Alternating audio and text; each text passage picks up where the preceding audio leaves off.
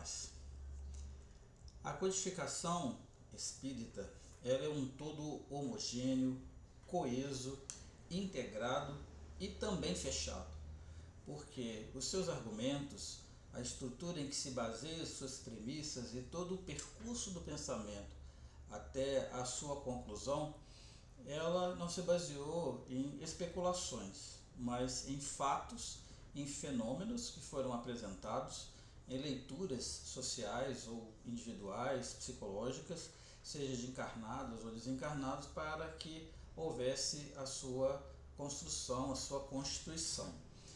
Houve um período em que todo esse trabalho, todo esse material foi avaliado, foi testado, desse laboratório que aconteceu por um período muito pequeno, muito curto, de 12 anos, em que, considerando até 12 anos, se contarmos a partir da publicação do Livro dos Espíritos em abril de 1857, e até o último livro publicado por Kardec foi a Gênese em janeiro de 1868. Lembrando que Kardec desencarna logo depois, em março de 1869.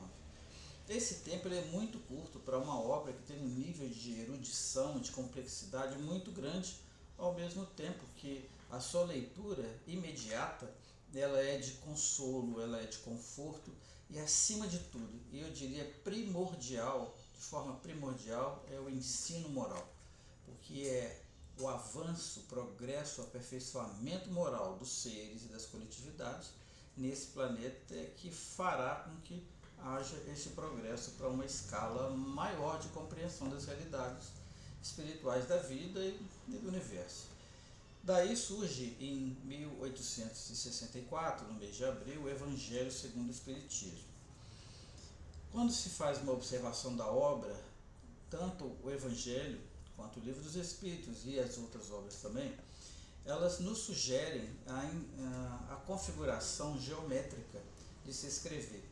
Isso aconteceu ao longo dos séculos. Um dos exemplos mais notáveis é a Ética de Baruch de Spinoza.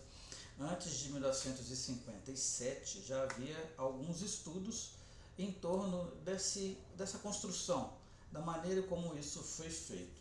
Kardec não nega isso no sentido de que a obra ela tenha sido geométrica, ele não fala isso, mas ele dá a entender que há uma coerência intrínseca em todos os livros que foram escritos e publicados. No caso do Evangelho segundo o Espiritismo, tem algumas coisas que nos chamam a atenção, porque nós vamos ver que há um destaque das obras de Platão logo na introdução, a respeito de Platão e Sócrates como precursores do Espiritismo, onde nós podemos mapear algumas das obras que foram utilizadas por Kardec como um apontamento, uma indicação de que a ideia do Espiritismo ela vem ao longo dos séculos. E se nós conseguimos enxergar isso na racionalidade de Platão, isso não impede que a gente venha a pensar que esse pensamento moral e espiritual é anterior até mesmo a Platão. A diferença é que com o filósofo grego ela foi organizada e constituída de uma maneira bastante racional, teve suas contribuições depois dele ao longo dos séculos e até no início dos séculos 3, 4 também houve um avanço nesse sentido de organizar mais o pensamento, mas outros momentos, outras organizações, seja ela de natureza individual, religiosa, social, política, precisou também de avançar da humanidade, progredir para que a mensagem da doutrina espírita chegasse. Indiscutivelmente, o Evangelho segundo o Espiritismo ele é para uso de todas as gentes. Podemos dizer sem medo de errar que se alguém deseja conhecer a doutrina espírita, o melhor livro, sem dúvida alguma, para quem não conhece nada, nunca pensou nada, é o Evangelho segundo o Espiritismo, para dar essa base, para dar essa segurança na construção dos fundamentos. Naturalmente, se você deseja fazer uma leitura histórica progressiva a partir do Livro dos Espíritos e os livros que vão sendo publicados, não apenas o que é o Espiritismo, mas depois os volumes da Revista Espírita, entremeando entre uma obra e outra, dá para perceber uma progressão do pensamento, os ensaios, a maneira como as ideias foram colocadas, trabalhadas e definidas. Lembrando uma coisa que não se deve perder de vista: os livros da codificação foram todos revisados pelo Espírito da Verdade e sua equipe e seus trabalhadores, que avaliaram e olharam com muito cuidado uma passagem singular em que Kardec, trabalhando num dos textos do Evangelho segundo o Espiritismo, ocorre um fenômeno na casa dele. Isso chama muita atenção. Ele tentou identificar, mas era um ruído, e depois aquilo atrapalhou até de uma certa forma a concentração dele. E na reunião seguinte, dentro da Sociedade Parisiense, veio a mensagem dizendo que ele deveria de olhar com calma o que ele estava escrevendo, que ele estava organizando o ensino dos Espíritos para poder consolidar o ensino da doutrina, que havia erro. E, portanto, ele deveria de refazer aquele trecho. E Kardec afirma que realmente voltou no trecho, identificou o erro e o corrigiu, mostrando que os espíritos superiores que comandaram esse trabalho, que orientaram esse trabalho, estavam muito atentos, aprovando palavra por palavra, ideia por ideia. E essas construções visam a levar o indivíduo a ter uma progressão do seu conhecimento dentro da codificação, e daí também melhorar sua visão de mundo, melhorar sua moral. No Evangelho segundo o Espiritismo, nós entendemos que, a par daquilo que deveria ser muito estudado, que é a introdução do Evangelho, nós observamos que logo de cara, não vim destruir a lei é o primeiro capítulo. Tanto quanto lá no Livro dos Espíritos, o primeiro capítulo vai falar de Deus. Então há uma conexão de fundamentação. Mas eu quero lembrar aqui que não é tão imediato, um por um.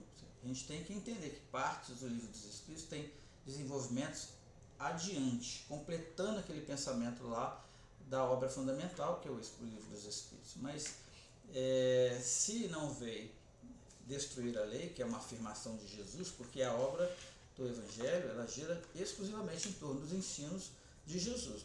Não há uma dúvida em relação a isso. A afirmação de que nós temos aí essa construção do pensamento sem destruir a lei, logo em seguida a gente observa que preciso estar em algum lugar no universo. E Jesus afirma que meu reino não é deste mundo. Então, há outros lugares, há outros reinos, e para se transitar desses reinos, é possível então identificar que tem muitas moradas, tem muitos lugares para se viver.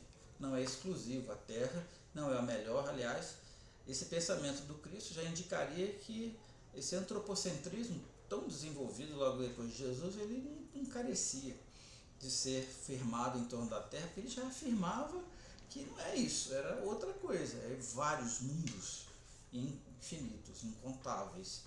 Se há então muitas moradas e vivemos em muitos lugares, então é necessário nascer de novo. Aí um dos fundamentos muito importantes da doutrina espírita, que é a reencarnação.